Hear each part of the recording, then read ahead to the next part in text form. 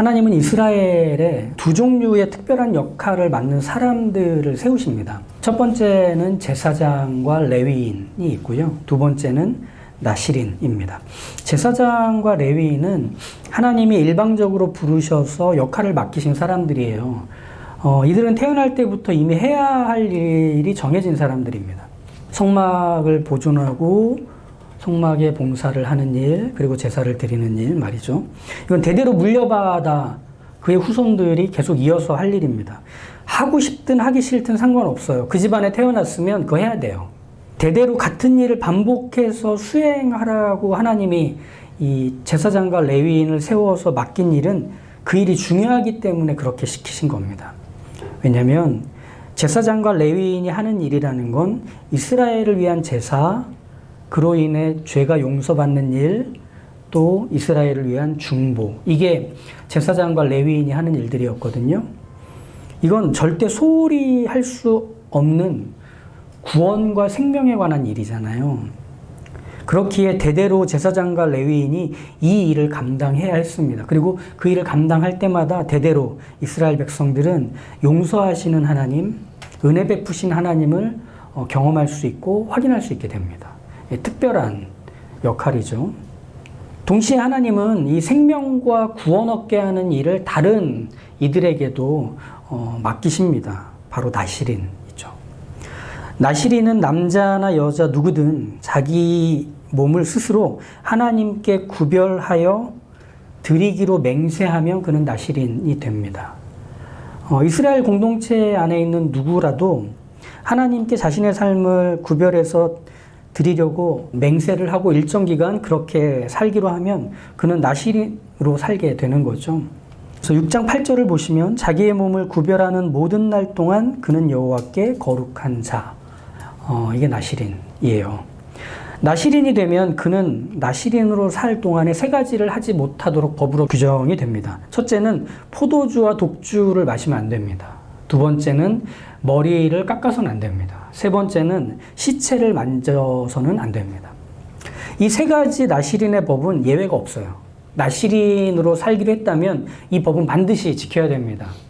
포도주와 독주 같은 술을 마시면 안 되기 때문에 술의 원료가 되는 생포도나 건포도도 먹으면 안 돼요. 사랑하는 가족이라 해도 그 가족의 죽음 앞에서 그의 시체를 절대 손으로 만져서는 안 됐던 엄격한 법이었습니다. 만약에 자기도 모르게 누군가 죽어서 자기한테 이렇게 기대버렸다, 몸이 닿았다 그러면 그에 대비한 제사를 지내도록 규정이 되어 있고 처음부터 다시 나시린의 기간을 살아야 하도록 이 나시린의 법은 예외를 두지 않고 있죠. 이 세 가지 법은 나시린을 일반인들과는 다르게 살도록 했습니다. 그리고 다르게 살아가는 것을 볼 수밖에 없게 했습니다. 술에 취하는 즐거움, 그리고 술을 마시고 나면 찾아오는 망각, 이걸 제한하는 삶을 살죠. 하루씩 자라는 머리카락을 가만히 뒀기 때문에 계속 줄줄 길어야 하는, 그러니까 사람들이 머리 긴 사람 하면 나시린이라고 떠올릴 수밖에 없게 되죠. 성막에서 제사장이 제물의 죽음을 통해 용서하시는 하나님을 보여줬다면 일상에서는 나시린의 이 긴 머리카락 그리고 절제하는 삶을 통해서 죽음과 그리고 그 죽음에 더 가까이 계시는 생명과 생명에 더 가까이 계시는 하나님을 보여주고 소개하는 일, 이것을 했습니다. 즉 제사장뿐 아니라 나시린은 그들의 존재, 그들의 삶으로 하나님을 떠올리게 하는 그 역할을 맡아 하게 된 것이죠. 그런 점에서 나시린은 머리만 긴 사람이 아니라 하나님을 알리는 삶을 사는 사람, 이게 좀 더 정확한 나시린에 대한 설명인 것 같습니다. 우리가 아는 대표적인 나시린 누가 있을까요? 그렇죠, 삼손. 예. 삼손은 태어나기 전부터 부모가 서원을 해서 하나님께 드려진 인생을 살게 됐잖아요. 그래도 그는 나시린이었습니다. 이스라엘을 블레셋의 손으로부터 구하기 위해 하나님이 그를 구별한 인생으로 살게 하셨죠. 그래서 삼손의 힘은 블레셋에게는 죽음을, 이스라엘에게는 구원을, 생명을 보여주는 일을 합니다. 그래서 삼손의 그 최후, 블레셋을 죽여서 하나님이 이스라엘을 구원하시는 걸 알려주죠. 또 한 사람 생각할 수 있습니다. 사무엘이에요. 그의 어머니 한나가 하나님께 아들이 태어나면 드리겠다고 약속을 하죠. 하나님은 어린 사무엘을 밤에 부르시고 하나님이 하시려는 일, 그 일에 대한 의지를 사무엘에게 알리시죠. 당시 어린 사무엘은 엘리 대제사장 밑에서 크고 있었는데 사무엘을 통해서 엘리는 듣게 됩니다. 하나님이 엘리와 그의 자녀들을 용서하지 않으시겠다, 심판하시겠다 말씀하시는 그것을 사무엘을 통해 전해 듣죠. 근데 엘리는 사무엘을 통해 심판과 죽음만 들은 게 아니라 잘못을 인정하면 용서를 받을 수 있는, 그리고 그 아들들에게 그 죄를 멈추도록 하게 한다면 다시 돌이킬 수 있는 기회도 사무엘에게 함께 들은 것과 마찬가지였죠. 하지만 엘리는 하나님보다 아들들을 우선시해서 결국 그 집안이 하나님의 심판을 받게 되는, 이처럼 나시리는 그의 존재로 죽음과 생, 이것을 보여주는 사람이었습니다. 그 경계에 서 있기 때문에 동시에 이 죽음과 생을 가득 채우는, 죽음보다 크시고 생명보다 크신 하나님을 알리는 그런 인생을 사는 게 나시린의 삶이었죠. 이 나시린의 삶을 살려면 스스로 그렇게 살겠다는 맹세를 하나님께 하면 됩니다. 이 자발성, 스스로 그렇게 살겠다는 자발성은 죽음과 생명을 함께 떠올리는 경계에 서는 데 있어서 매우 중요한 조건이 돼요. 모두가 즐겁게 술 마실 때 절제하며 그 즐거움에 참여하는 것을 제한하는 머리 긴 사람. 가장 사랑하는 가족의 죽음 앞에서도 스스로를 제한시키는 머리 긴 사람. 이렇게 자발적으로 머리 깎지 않고 술과 시체를 멀리할 때 그 삶을 통해 사람들은 뭘 확인하냐면 그가 맹세한 하나님을 떠올릴 수 있기 때문에 그렇습니다. 그건 스스로 해야 하는 일입니다. 시켜서 하는 일이 아니라 그걸 시키신 하나님이 그의 삶에서 선명히 떠오르도록 해야 하는 거죠. 이처럼 나시린은 살아계신 하나님이 성막에 갇혀 계시지 않는다는 것, 지금도 이스라엘의 모든 곳에 샅샅이 함께 하신다는 것을 보여주는 뭐랄까요, 생생한 증거, 그것이 나시린의 삶이 되는 거죠. 그래서 나시린의 존재는 가족과 이웃, 마을 사람들을 향해 하나님이 지금도 숨쉬듯 여러분과 함께하고 계십니다. 지금 저를 그렇게 구별하여 살게 하듯이 여러분의 삶에도 그렇게 하나님이 곁에 찾아와 거주하십니다. 이걸 보여주는 증거가 되는 거죠. 하나님은 성막에서는 제사장과 레위인으로, 일상 속에서는 나시린으로 하나님의 살아계심을 숨결처럼 느끼게, 그리하여 이스라엘에게 내가 너희와 함께하고 있다라는 걸 확인시키시는 일을 계속하십니다. 그리고 이것이 신약과 구약 전체를 관통하는 하나님의 장구한 구원의 이야기이기도 합니다. 무슨 말이냐면 하나님은 자신을 알리시는 일에 열심을 내시는 분입니다. 왜일까요? 하나님에게만 구원이 있고 하나님에게만 생명이 있고 하나님에게만 우리가 존재하고 살아야 하는 유일한 이유가 있기 때문에 그 하나님이 자신을 우리에게 소개해야만 우리에게 소망이 있기 때문에 하나님은 자신을 알리시는 일에 열심을 내시는 사랑 많으신 그 하나님이신 거죠. 그래서 구약의 이야기는 다 이 하나님을 소개하는 이야기, 그리고 그 하나님을 소개받는 사람들의 이야기로 채워져 있습니다. 구약만 그럴까요? 신약도 마찬가지죠. 예수님이 부활하신 후에 하늘로 올라가시잖아요. 그런 다음에 이 땅에 교회가 세워져요. 이 교회는 단지 나도 이제 예수님 믿어, 나도 이제 예수님 제자야 라고 고백하고 인정한 사람들의 모임 정도로 끝나지 않습니다. 서로의 신앙을 고백하고 지지하며 안전하게 종교활동을 하기 위해 교회라는 곳이 생겼다면 사실은 그 세대 사람들이 다 죽고 나면 그 다음으로 교회가 이어질지는 의문이 되는 겁니다. 그런데 스데반의 순교 이후에 예루살렘에 있던 교회가 큰 핍박을 겪게 됩니다. 나중에 바울 사도가 되는 사울이 교회를 없애기 위해서 집집마다 돌아다니면서 예수 믿는 사람들을 막 잡아다가 감옥에 쳐넣죠. 그때 예루살렘 교회 안에 성도들이 흩어집니다. 예루살렘을 떠나 나와서 온 유대와 사마리아와 땅끝까지 확장되죠. 그들의 도망이. 그래서 어떻게 되죠? 하나님이 누구신지를 알리는 그 이야기가 예루살렘과 온 유대와 사마리아와 땅끝으로 퍼져가기 시작합니다. 도망쳐 흩어진 자리에서 하나님의 이야기가 전해지기 시작하는 거죠. 그 흩어진 사람들이 도망쳐 머문 곳마다 그렇게 교회가 생긴 것이 사도행전의 이야기잖아요. 살아계신 하나님, 지금도 함께 계시는 그 하나님, 그것을 그들의 삶으로 또 그들의 입으로 증언하고 증거하기 시작했던 겁니다. 살기 위해서 힘써 수고하고 최선을 다하지만 누군가를 짓밟기는커녕 존중하고 이해해주고 그와 함께 살려고 하는 독특한 삶의 모습의 누군가, 여자와 아이를 소유처럼 대하지 않고 아껴주며 위해주는 그 누군가, 빵 한 조각도 아껴가며 소중히 먹으면서도 배고픈 이들에게는 자기가 갖고 있는 것, 그것을 넉넉히 베풀어주는 그 이상한 누군가의 삶을 세상 사람들이 보는 겁니다. 저 사람들은 왜 저러지? 그리고 저렇게 살아가는 이유는 뭐지? 그래서 그 사람들을 다른 이름으로 부르기 시작했습니다. 그리스도인. 사도행전 11장에 이렇게 나오죠. 제자들이 안디옥에서 비로소 그리스도인이라 일컬음을 받게 되었더라. 그들이 모인 곳에서 하나님의 살아계신 모습이 자신의 삶으로, 자신의 말로, 그리고 자신의 행동으로 막 드러나는 거예요. 확장되는 거예요. 그들이 흩어진 자리마다 하나님이 누구신지 알리는 일들이 시작이 된 겁니다. 자기들의 이야기가 아닌 하나님의 이야기로 누군가의 삶에 하나님이 침투되기 시작하는 일들이 그렇게 시작이 되어 2000년이 지난 지금까지 우리에게, 우리의 구원에까지 이르게 된 것 아닙니까?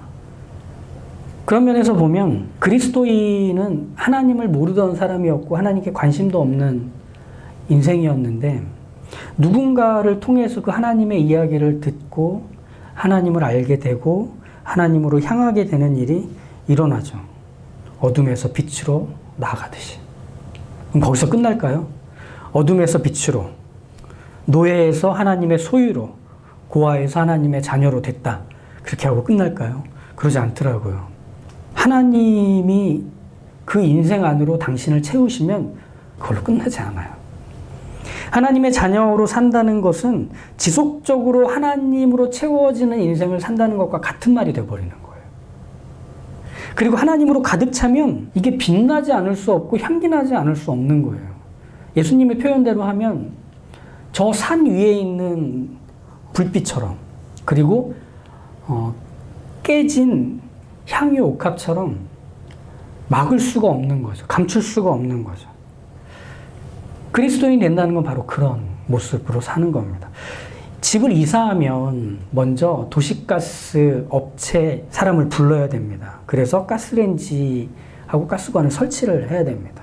이제 도시가스가 연결된 가스레인지는 그 역할을 제대로 할 거예요. 약불, 중불, 강불 뭐 알아서 조절하며 사용할 수 있는 이유는 가스관이 연결됐기 때문에. 하나님으로 시작된 인생은 이제 하나님으로 계속 연결되어서 하나님으로 차오릅니다. 그래서 하나님에 대한 이야기가 나에게만 차오르고 멈추지 않고 그걸 자꾸 넘어갑니다.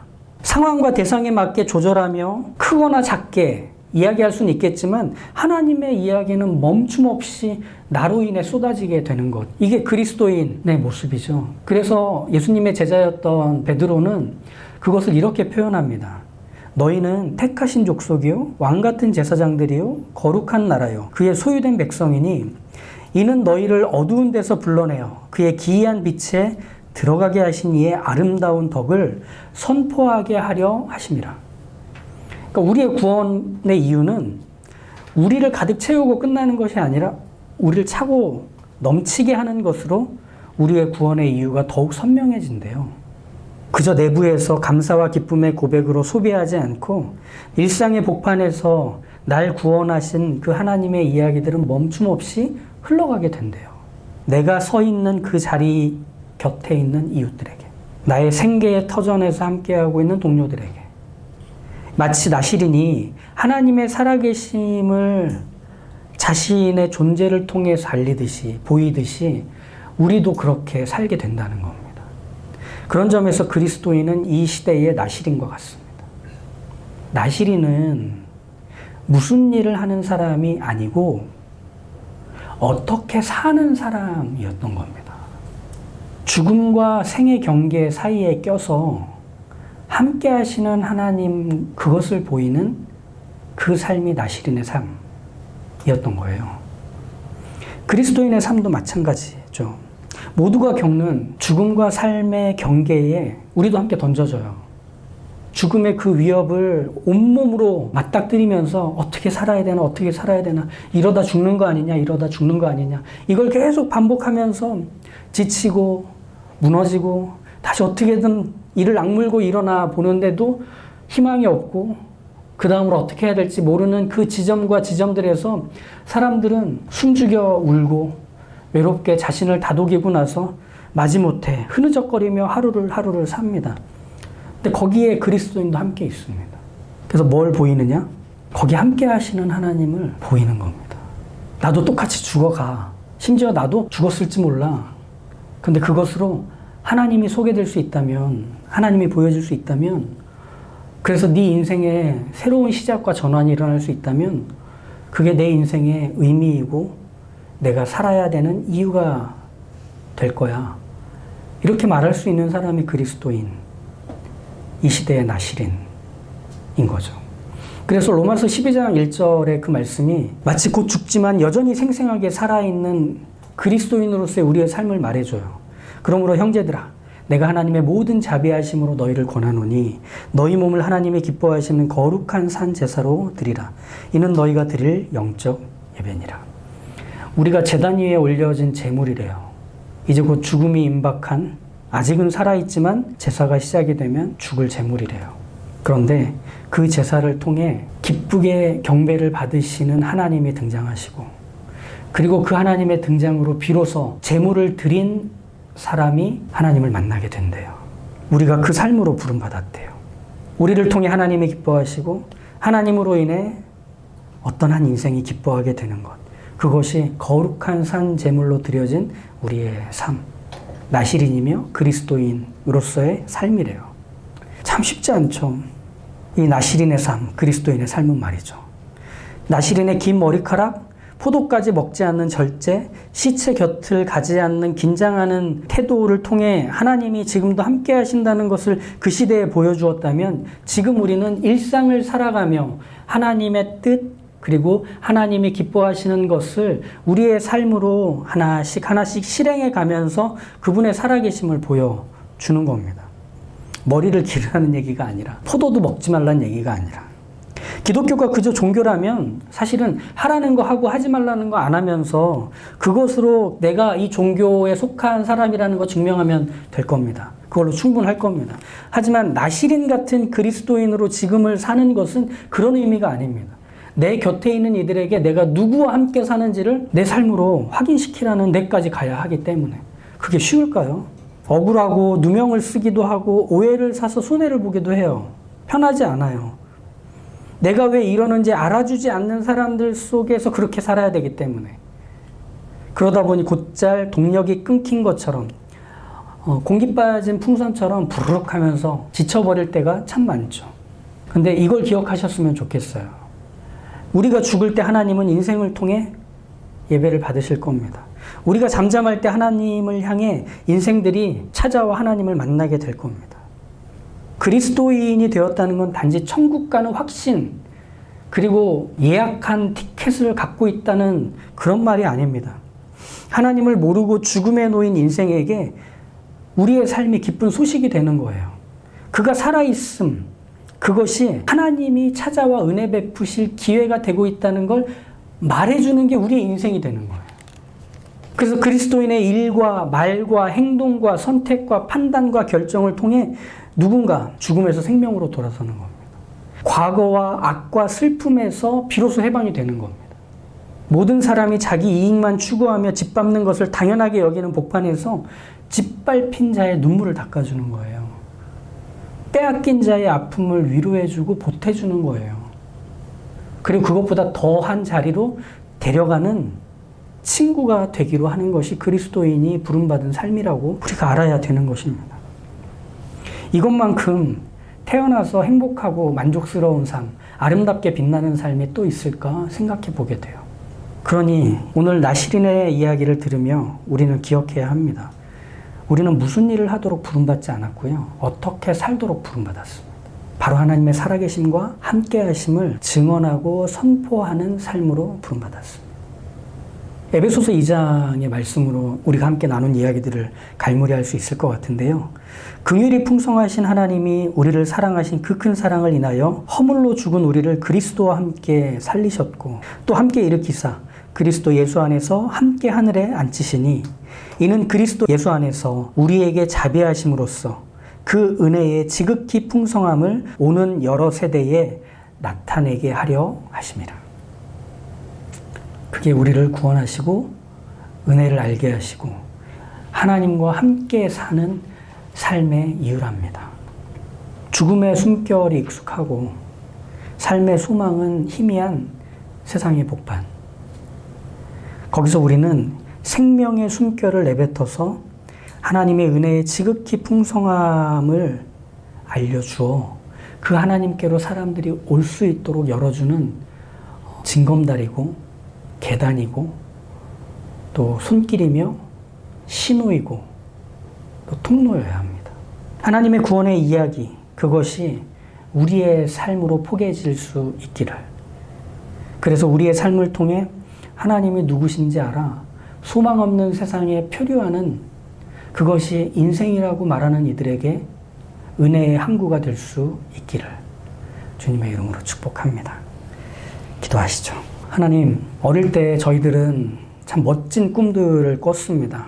훌륭한 과학자가 되고 위대한 정치가가 되고 의사가 되고 또 소설가가 되고 예술가가 되고 운동선수가 되고 우리가 갖고 있는 것들을 아주 멋지게 갈고 닦아 많은 사람들을 기쁘게 하고 유익하게 하고 그들의 삶을 보다 더 나은 것이 되도록 보탬이 되는 그 삶을 우리는 어릴 적부터 꿈꿔왔고 그렇게 되기 위해 열심히 살라고 요청받았습니다. 하지만 인생의 가장 아름답고 가장 훌륭하며 가장 멋지고 빛나는 것은 누군가의 삶에 하나님의 이야기를 던지는 것입니다.